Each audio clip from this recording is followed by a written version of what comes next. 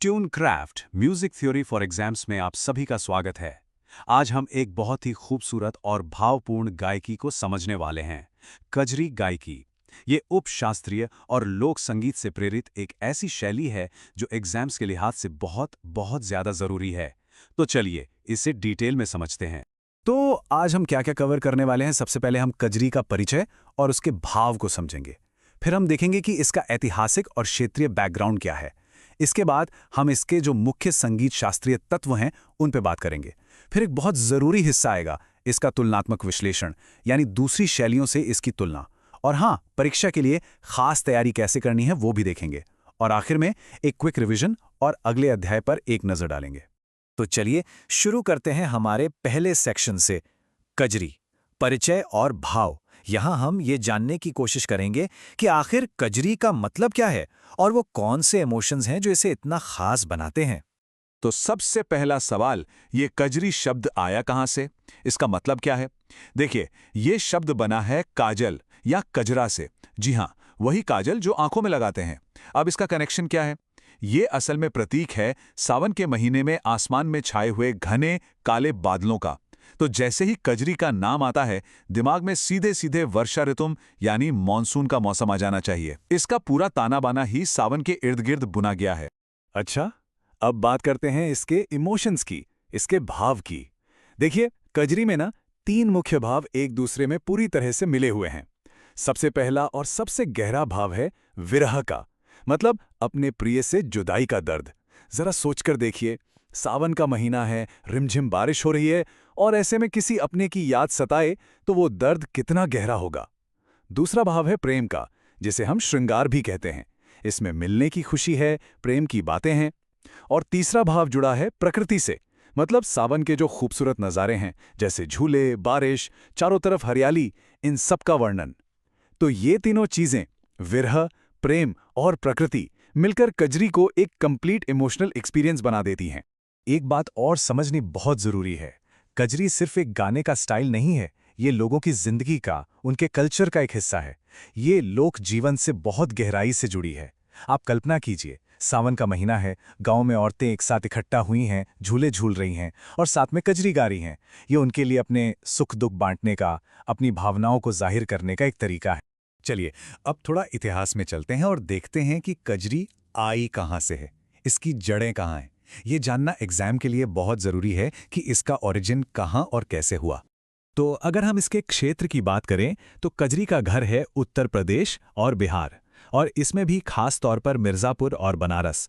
इन दो जगहों को तो कजरी का गढ़ माना जाता है। जैसा हमने अभी बात की, ये गांव के समाज में और उसमें भी महिलाओं के बीच अपनी बात कहने का एक बहुत बड़ा जरिया रही है। लेकिन फिर धीरे धीरे इसकी खूबसूरती बड़े बड़े शास्त्रीय गायकों तक पहुंची। उन्होंने इसकी इमोशनल डेप्थ और मीठी धुनों को पहचाना और इसे मंच पर गाना शुरू कर दिया। और बस यहीं से इसका सफर शुरू हुआ, लोक संगीत से उपशास्त्रीय संगीत तक का।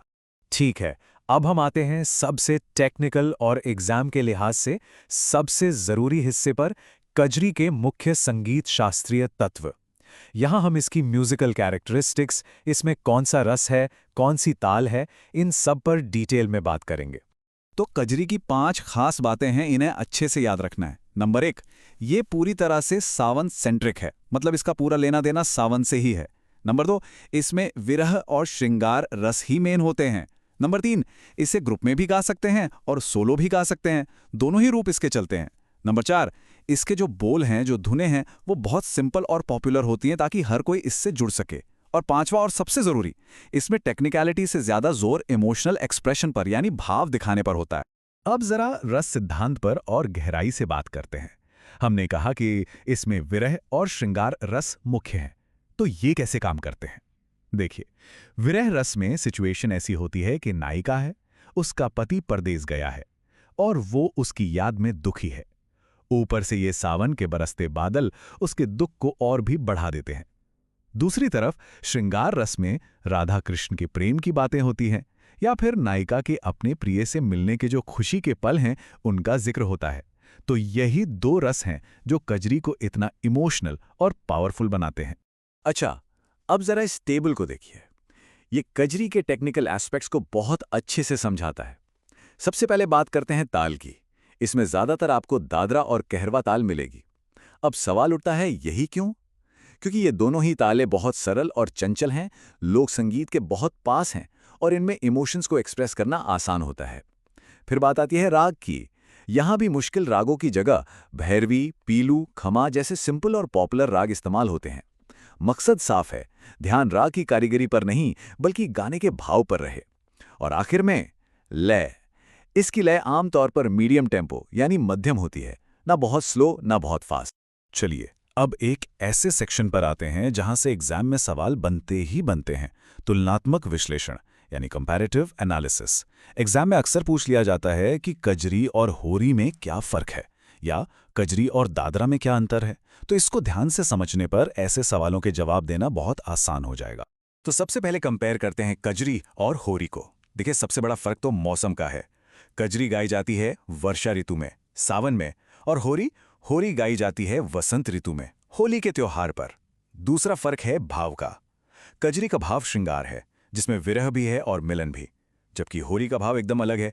उसमें उल्लास है, मस्ती है, रंग है, राधा कृष्ण की छेड़छाड़ है। तो बस ये मौसम और भाव का जो फर्क है ना, यही इन दोनों को बिल्कुल अलग बना देता है। अब आते हैं कजरी और दादरा के कंपैरिजन पे। ये थोड़ा कंफ्यूजिंग हो सकता है, तो इसे बहुत ध्यान से समझिए। देखिए, कजरी एक मौसमी यानी सीजनल स्टाइल है। ये सिर्फ और सिर्फ सावन में गाई जाती है। जबकि दादरा, जो कि एक ताल भी है और एक गायन शैली भी, वो किसी भी मौसम में गाई जा सकती है। उसका विषय भी कुछ भी हो सकता है। अब सबसे जरूरी बात, अक्सर कजरी को दादरा ताल में गाया जाता है। इसी वजह से लोग कंफ्यूज होते हैं। तो याद रखिए, हर कजरी जो दादरा ताल में है वो कजरी है, लेकिन हर दादरा गायकी कजरी नहीं होती। ये लाइन याद रखिएगा, एग्जाम के लिए बहुत जरूरी है। तो अब जब हमने ये सारे कॉन्सेप्ट्स और अंतर समझ लिए हैं, तो अब देखते हैं कि इस जानकारी को एग्जाम में इस्तेमाल कैसे करना है। अगले कुछ स्लाइड्स में हम देखेंगे कुछ एग्जाम रेडी डेफिनेशंस और कुछ प्रैक्टिस क्वेश्चंस। ये देखिए, ये है एक शॉर्ट डेफिनेशन। ये खासतौर पर MCQ यानी मल्टीपल चॉइस क्वेश्चंस के लिए बनाई गई है। इसको अच्छे से याद कर लीजिए। कजरी उत्तर प्रदेश और बिहार में वर्षा ऋतु के दौरान गाई जाने वाली एक लोक प्रेरित श्रृंगार रस प्रधान उपशास्त्रीय गायन शैली है। बस इस एक लाइन में कजरी के बारे में सब कुछ आ गया। और अब यह है एक लॉन्ग डेफिनेशन। अगर आपको थ्योरी पेपर में लिखने के लिए आता है तो आप इस परिभाषा का इस्तेमाल कर सकते हैं। मैं इसे एक बार पढ़ देता हूं। कजरी, जिसका शाब्दिक अर्थ काले बादलों से है, एक प्रमुख उपशास्त्रीय एवं लोक गायन शैली है जो मुख्य रूप से उत्तर प्रदेश के मिर्जापुर व बनारस क्षेत्रों में सावन के महीने में गाई जाती है।